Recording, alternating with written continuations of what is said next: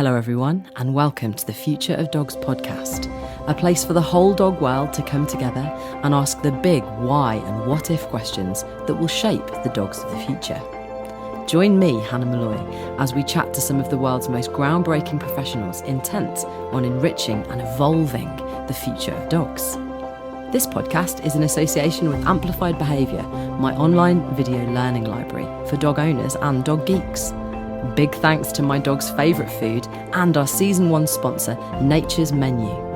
With over 40 years in the pet food business, Nature's Menu is Europe's leading expert in raw and natural pet food. So let's jump into the conversation. Welcome to the Future of Dogs, and in this episode, The Future of Dog Grooming Part 1, we meet Sue Williamson. Sue Williamson has a range of experience and qualifications that enable her to improve the emotional welfare of dogs during grooming.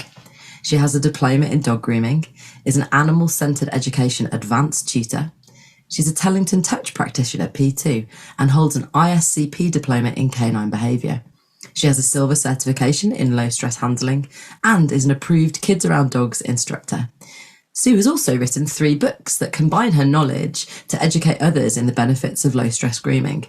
Taking the grr out of grooming your dog, taking the grr out of the grooming salon, and introducing your puppy to grr-less grooming.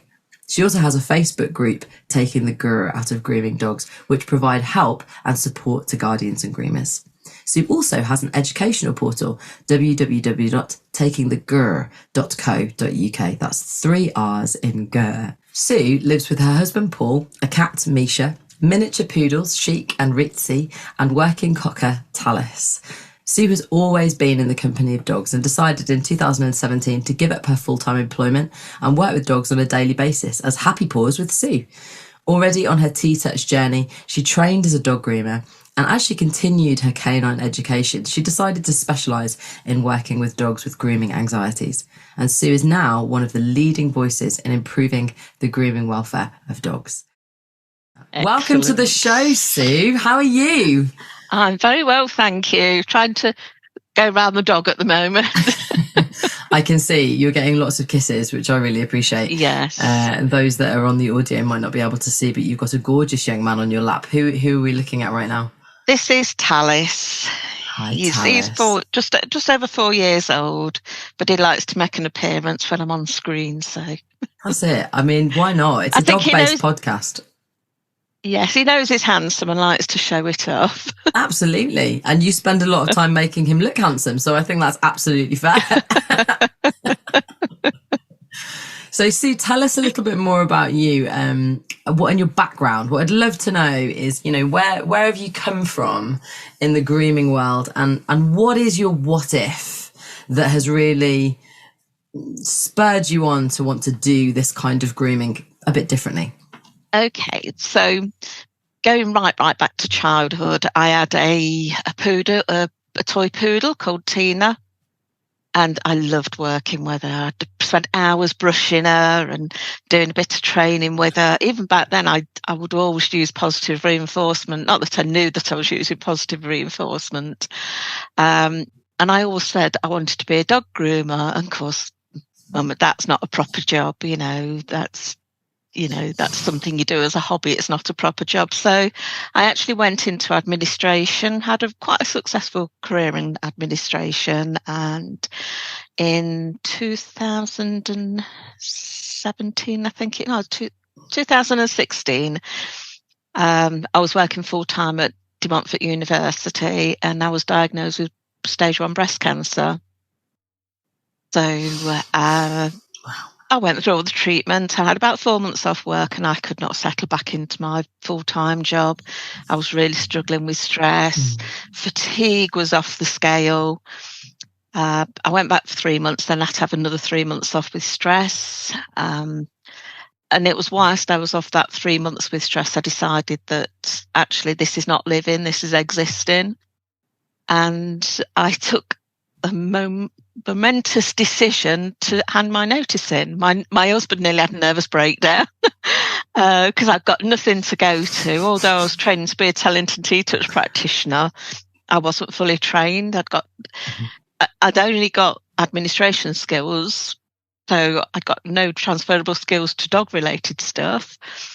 But I found a training course straight away for dog grooming and went on this dog grooming course, absolutely fell in love with it, as I knew I would, because I always wanted to be a groomer and I always wanted to work with dogs. And I qualified the following June and opened my own salon. And I started off, there was a few things I'd changed immediately about how I'd been taught to groom. But then as I got more into dog behaviour, it was obvious that the dogs needed more of a consent-based approach. And I actually went on a workshop with Chirag Patel doing the bucket game. And that was it. I just threw my restraints out the window and just went with the dog's behaviour, learned different consent-based techniques, permission-based techniques. And I've really never looked back from that, and then decided after I got my behaviour qualification, I decided I could go down two routes. I could have either gone just continuing to groom as I did, but using low stress and do behaviour cases as well, or I could just 100% focus on the grooming behaviour. And as there's not many grooming behaviourists in the country, I decided to stick with just grooming behaviour. I've got quite a few local friends that are really good behaviourists, so I thought I'll leave the behaviour work, the general behaviour work to them, and I'll do all the grooming behaviour stuff. And now I've probably got 3 or 4 dogs that I started with when I first qualified as a groomer. I groom, but all the rest are referred dogs that can't cope in a normal grooming environment for one reason or another. So none of it's been planned. I think that's the beauty of this, is I've not planned to do this. It just keeps happening and things keep growing and ideas come into my head and I act on them. And then I think, oh my God, what have I done? But it's just all grown organically to the point now where I've got, the 3 books. Again, the books weren't planned. It was just, I delivered one day. I used to, still deliver the one-day workshops, and it became quite obvious quite soon after starting the workshops that the behaviour knowledge, the canine behaviour knowledge in the grooming industry it's just non-existent. Groomers will not even know what trigger stacking was. Talk about body language, particularly calming signals, you just get a host of blank faces. And I thought, what I'm going to need to do is put lots and lots of notes together. And I started putting those together, and I said in a joke to my friend one day, oh, I've got enough to make a book out of this. And she says, well, write it then. And that's what I did. And from there, it's just gone crazy. It's amazing. And just for those of us that don't know what force-free or fear-free or low stress grooming is, Sue, can you just explain to people who are listening the difference between what you started doing and what you do now practically? What are the practical differences? If I walked in and watched you grooming, what would you be doing differently to a normally qualified groomer, would you say? Okay, yeah. So the first thing I did, as I said, is I stopped using the safety restraints, which is the noose that goes around the neck onto the H-bar, and the belly strap that goes around the belly, obviously, onto the H-bar. I was finding that dogs were really struggling with being held in one position for too long, including my own dogs. So I started with my own dogs, just taking the restraints off and seeing how we got on. And actually, once those restraints on, the dogs, my dogs and the few dogs I was using it on in the salon, just relaxed so much more that they didn't struggle. They were able to sit down, take the time, and just be more comfortable. So restraints was the first thing I did away with. Then I decided, my Labrador, I'd got a Labrador at the time, and she really couldn't cope with being up high. So my next thing was to start sitting down and having the table a lot lower. so that dogs could decide, particularly the bigger, medium to bigger size dogs, could get on and off the table themselves. But what I've invested in now is a little set of caravan steps that I've put carpet on. So even now, the little dogs can get on and off the table. So what happens now is, that's different to other grooming salons, is they come in, they choose when they want to go on and off the table, and that may seem really stupid to some people, that, well, the dogs won't actually get on the table to be groomed. They do. I've got several that just come running in straight up the steps onto the table, and that's just their say of, yeah, I'm ready to be groomed. I don't like it, but you can do it. So getting rid of the restraints, using a lower table so dogs can get on and off as they're pleased, and then using some although getting on off the table is a consent-based technique, for some dogs, even being on the table's too much. So for some dogs, I use, I've got one dog coming in this evening, actually. He's a Russian Terrier, and he doesn't like getting on the table, so I groom him on the floor. I've got a cockapoo, several cockapoos actually, that groom on the floor, and I've got a big mat I sit on. When the dog's on the mat with me, grooming takes place. When they step off the mat, grooming stops. So that's the consent, either they get on the table for me to groom them, and when they remove the consent, they get off the table. Likewise, when I've got the mat, if they're on the mat, grooming takes place, they get off, grooming stops until they get back on. And I was actually quite amazed the first time I used it. It was with my friend's working cocker. I groomed her other dog, and she says to me one day, she says, Bond, his name was Bond, is really struggling at the other groomers. It's taking 2 groomers and a muzzle to be able to groom him. Would you try? And I says, well, I'll try. I'll see what I can do. And I actually thought, you know what? I'm going to start at the lowest denominator. I'm actually going to start him on the floor. And I did that, and he came and sat next to me. So I started stroking him, and he was happy with that. Then started brushing, he was happy with that. Then I thought, I'll just switch the clippers on, see what he did.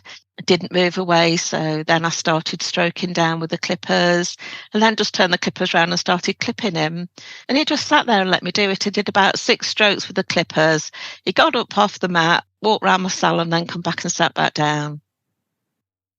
It was so, I sort of sat there, he's coming back, I was expecting him to get off the mat and that would be it, but no, he just kept going around, having a look around, 30 seconds, then he'd come back on the mat. It was almost he had to get off just to reset himself, then he could come and step down. And it was just, wow, this works. And I've never looked back since then. All my dogs are consent-based groom now. So they get in the baths themselves, they get on the tables themselves. And it's just so much easier for me because I'm not very tall. I'm just under 5 foot. I'm not particularly strong, so I don't want to have to be lifting dogs in and out the bath, on and off a table. So it just takes all that pressure off me, all that extra strain on my body, because the dogs just do everything themselves. So the other things that probably look very different from a normal salon is that I use a chin rest instead of holding the chin fur. I would use a chin rest, and then again, that's almost consent based, because while the chin's in my hand, I'll sit around the face. When they move it off, I'll stop and then reset them and start again. And I don't hold on tight to legs either. I just lift the legs up and they just rest the leg on my arm. Again, when they take the paw off, that's when the scissoring stops. I'll reset them, put the paw back on, and it just makes so much difference to the dogs because they don't need to get stressed. And when it does get a bit much for them, instead of having to turn to whining, lunging, barking, snapping, they just get off the table and reset themselves, come back on and start again. So Sue, this is absolutely amazing technique. It's totally new, really inviting the dog to want to come in when it's ready to be groomed and to be able to say no and step away, and actually to be able to use techniques that allow the dog to have a yes or a no, and have an opinion, I suppose, in the grooming process. I just think it's absolutely revolutionary. And you know, you and I actually share, I'm going to throw the elephant in the room. I'm just going to point it out right now that both of us actually teach this from different angles. We've come at it from sort of different learning journeys, but you know, I also teach this practically, and I just think it's amazing. But I've always seen you, Sue, in the work that you do, and considered you the dog Yoda when it comes to this stuff, because, you know, you have an amazing capacity to continue educating. Your Facebook group is huge.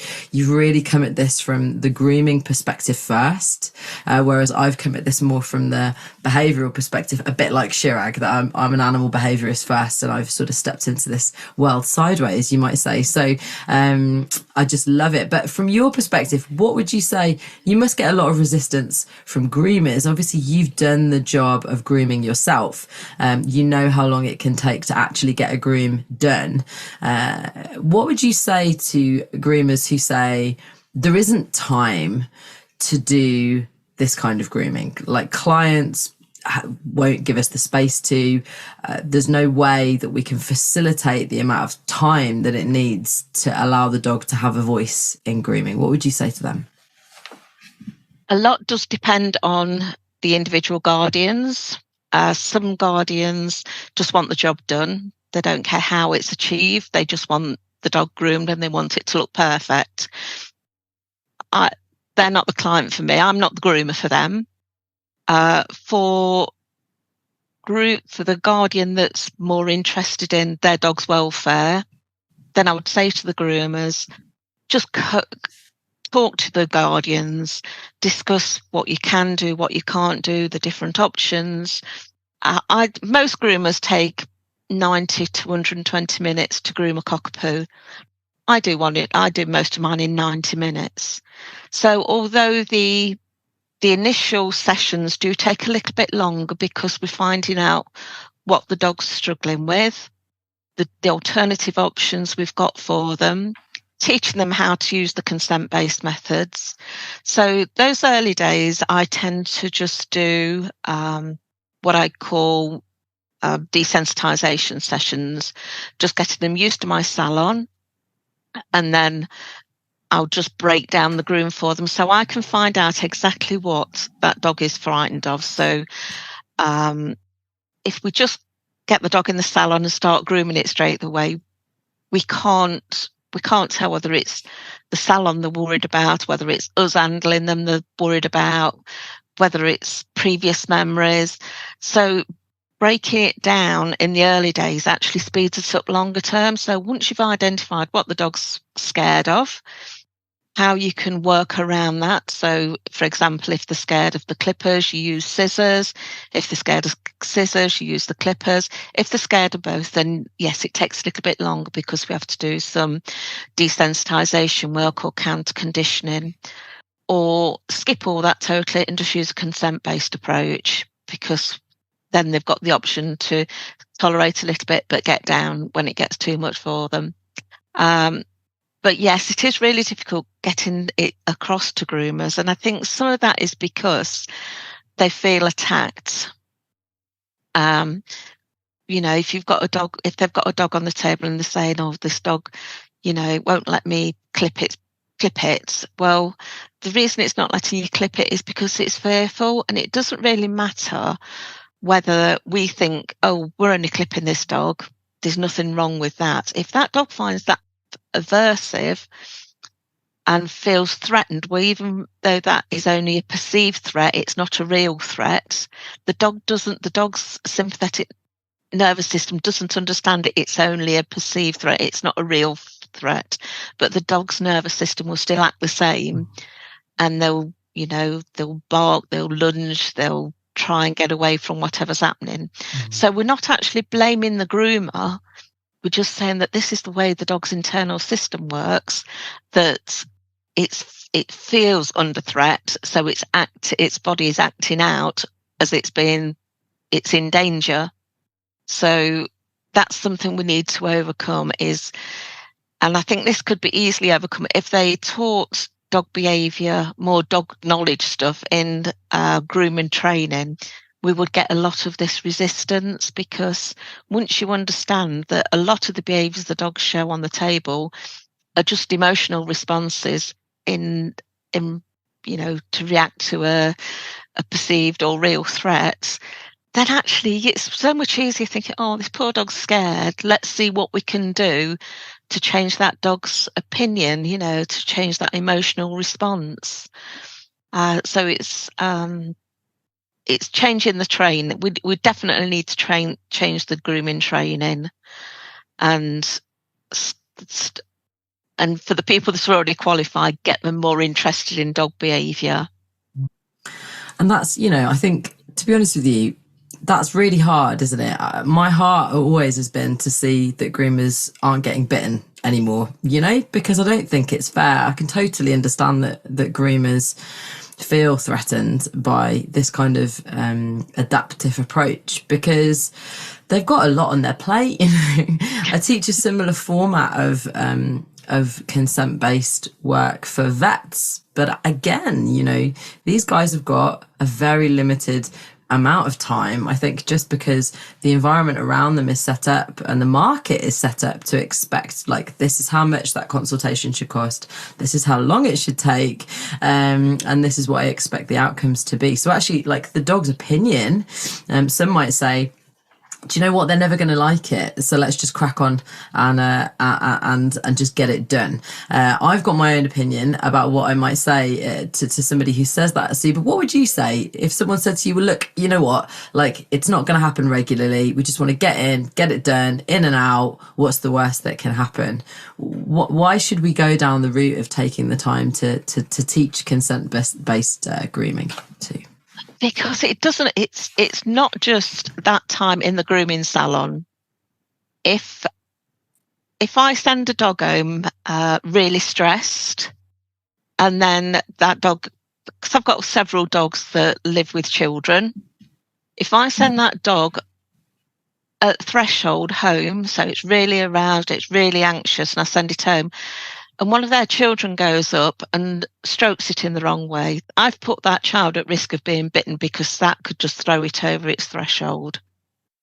But nobody will ever have put two and two together and think, actually, that dog was really stressed, and then the child approached it in the wrong way. It might be the child actually did nothing wrong, but the dog was so stressed that it was just pushed over its threshold and went into a bite straight away. So we've got to think about things like that. Likewise, if they go to other people's homes, doggy daycare, the vets, and the same thing happens there, or a very similar thing, it can put a shadow on that, and they'll react in exactly the same way. And dogs are very good at once they've found something works, so if they find that a bite works to stop whatever's going on works, they'll practice that behaviour again.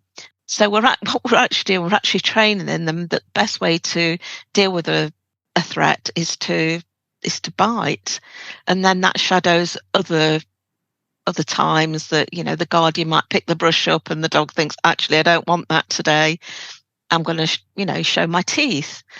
And we really don't want that. So it's about thinking the bigger picture. So we know that dogs learn by practice. So if we can stop the dogs practicing those behaviours and having a more suitable behaviour response. So if, as I've already said, if a dog gets really anxious on my table, they just get off the table. They don't need to bite me, because they just get off the table. They can reset themselves, then come back on when they're ready. Might only take 10 seconds, 20 seconds, but they've just had that, just let me breathe, and then I'll be ready, and get back on the table. So it's not even just about that time they're in the salon, it's the surrounding times as well, the go home trigger stats. But also we have to think about, yes, I might be grooming this dog today. Next time it's groomed, it might be groomed by a different groomer, and they might be totally unprepared for a reaction so quickly, you know, because it will, you know, if we keep shutting these dogs down and carry on with the groom, we're never actually showing them there's a different way that they don't have to be stressed about it. So what they do then, they go into the next salon. The smells alone will bring back all those memories of a previous bad groom. In their opinion, it's not that the groom has done anything wrong, it's just their response to the groom. And they're already beyond the guard when they get into that salon. So trigger stacking is going to be much quicker, and they're going to get to that over response a lot quicker than they normally would, because those smells alone have brought back the memories, and the clippers being switched on, being in the bath, and they're just going to trigger stack much more quickly. And there's just a lot of information, isn't there, for dogs in a grooming salon? It's a huge. I think we forget sometimes when we take our dogs into these environments that they are collecting so much information. We just think, oh, it's simple. And much like for me when I first started dog training, just getting a dog on a lead and taking it for a walk, and people are like, I don't understand. I put the harness on the dog, I put the lead on the dog, and it just wouldn't walk. And I'm like, well, no, all of these things need explaining. You know, we forget dogs don't understand these basic stages. Like, this is a lead, and this is a harness, and I'd like you to step into it, and this is a lead, and it's going to stop you from running away, but I'm going to try not to pull you around on it too much. And so I think, you know, with grooming, there's so much, isn't there, for us to teach our dogs about in terms of the smells and the sensations and the noises. Can you just explain again for us, Sue, for those that don't understand, what is trigger stacking? What does that mean for those that maybe aren't in the realm of dog training and are like, what does that even, what's that about? Okay, sorry, I get really technical sometimes. So the way I usually explain trigger stacking is to put it in human terms, because that's much easier for us to recognise and realise. So the case I use is, a few years ago, I was going away on a weekend away with my dogs. I was going away in my caravan. And when I go away in my caravan, it's just me and the dogs. My husband doesn't come with me. That's got nothing to do with him. But we were going away on this particular weekend, and it was really hot. So I was really conscious. I'd got to make the car as cool as possible, so the dogs wouldn't be too hot travelling. And I was going straight from home to pick up the caravan. So usually what I do when I go away with the caravan, I bring the caravan home, get all that loaded up, and then go. But this particular day, I was going in, I loaded the car up, and I was going to pick the caravan and then go straight to the location. So that was all fine. I got the car loaded. It was like Tetris in the back of the car, you know, trying to load everything in so it all fitted. So that in itself on a hot day is a bit frustrating. So already I'm feeling a bit niggled. I'd put a blanket over the car, well, a sheet. I've got a big white sheet I put over the car to keep it cool, but it takes me ages to get it over because I'm not very tall. So that's a bit irritating as well, getting that over. So already I'm feeling a little bit niggled, but I went to get in the car and realised I couldn't find my purse. The dogs were already in the car, so I was worried about the dogs being in the car and worried about where my purse might be. So frantically searched the house, and I did manage to find my purse. So now I've been irritated because I was putting the sheet over the car, being irritated because it was hot and I was loading the car, and then being even more irritated because I couldn't find my purse. So already I was starting to feel, is it worth going? So anyway, I got in the car, drove down along, tried to calm myself down a bit, and somebody pulled out at a junction on me, and I had to slam my brakes on, and everything from the back flew forward, and I'd got my caravan keys on my seat, and that fell down in between my seat and the middle unit on my car. And I thought, stay calm, it doesn't matter, you can get them out. Anyway, I pulled up at the complex where my caravan's kept, and I couldn't get my hand down the side to get the keys out. So that was even more annoying. Got out the car, emptied the front out, still couldn't reach the keys. The only way to do it was empty the back out. And as I opened the back door, 12 eggs fell out and smashed on the floor. So now I'm really starting to feel annoyed. This is typical trigger stacking, one thing after another. So I emptied the back of the car, got my keys, put everything back in, and I was just cleaning these eggs up, and a guy pulled up behind me and started pipping his hooter at me. Yeah. If I was a dog, he would have been bitten. So that's what trigger stacking is. It's just one thing after another, after another, after another, until you get to the point where you go, "Argh!" and just have to explode at somebody. And with dogs, that's usually a bite. It could be other sympathetic nervous systems, but frequently it's a bite. So we don't want dogs to be trigger stacked. That's so fascinating. And, we all have those bad days, don't we? Dogs have bad days. We have bad days. Groomers have bad days. Yep. Customers have bad days. And so what would be, if you know that a dog or a groomer or maybe even a customer is feeling trigger stacked, what are the best things that learner can do to sort of reduce the stacking effect? Like, how long do they need to come back down, and what kinds of techniques might you suggest that you would do for, let's say, the dog just for now, and maybe then the customer? Okay, if it's the dog that's trigger stacked, then the best way is to prevent the dog becoming trigger stacked in the first place. But it happens, with other triggers that we don't probably think about, is if the dog's in pain. Is the dog trigger stacked before it gets to the salon? Is it too hot? Is it too cold? Is it bad breathing? Is it bad poor socialization? Does it have separation anxiety? Does it have resource guarding or any other behavioral issues? So a lot of it is management and working out how we can manage. So for a dog that's got separation anxiety, I would invite the client to stay so we don't have that issue. But if I've got a dog that's really struggling on the table and it can't cope with anything and it's really trigger stacked, I would do something like animal-centered education free work. So for those that don't know what free work is, it's a program developed by Sarah Fisher, and it involves putting lots of different surfaces on the floor. So it might be a licky mat, a snuffle mat, screwed up towel, upside down plates, and just putting a variety of food on each of them. That might be something that they can lick, something that they can crunch on, a soft treat, and just letting the dog just do the free work. You don't interfere with them. You just let them lick out if they want, snuffle through the snuffle mat. And licking, we know that licking and sniffing both release the positive oxytocin, which is the love hormone.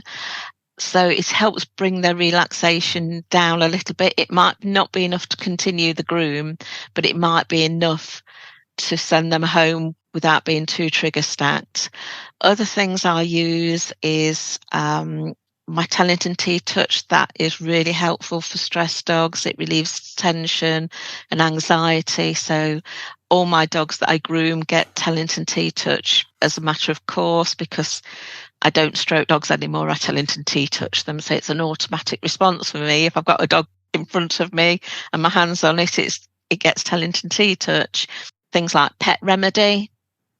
That's a natural stress reliever because it's got the valerian in it.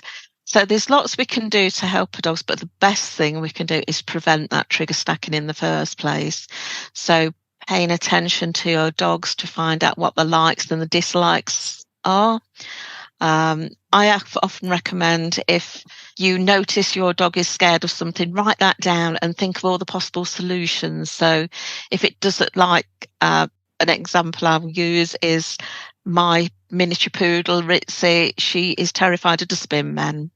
Dustbin day is Wednesdays in Broughton Astley. So I know it's no use taking her for a lead walk on a Wednesday because she is just going to be so triggered by the sound. Even the sound of the dustbin lorry triggers Ritzy. She doesn't even have to see it. So if we're walking around the street, she can hear that quite well, irrelevant of where we are.